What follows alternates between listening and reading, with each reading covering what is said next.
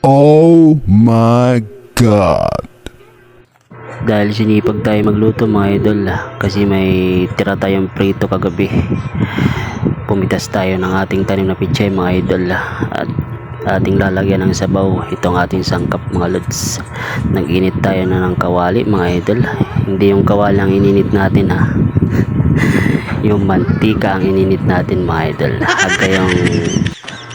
Huwag kayong magluluto tayo ngayon idol ng ating sinabawang peritong isda, at ito na nga, sinangkusan na natin ang ating kamatis at sibuyas.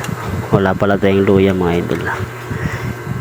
Sinangkusan na natin at pina-brown lang natin ng konti para masarap daw. Sinisarap mo, at nilagyan na natin ng isang pitsil na tubig mga idol. Hindi biro lang, huwag mong buhusin ng isang pitsil mga idol.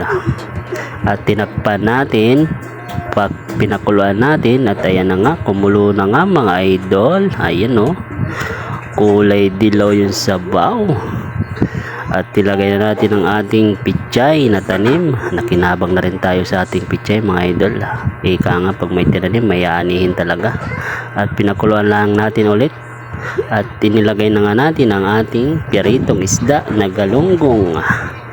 Tinimplahan na natin mga idol.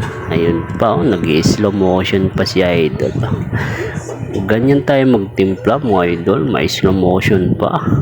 At tinikman na nga natin mga lods kung ano ang lasa. Dinagdagan pa natin ng asin mga idol kasi medyo matabang pa, parang matabang ang pagmamahal niya sa'yo. At nilagyan natin ng magic sarap yan mga lods para lalong sumarap ang pagmamahalan yung dalawa.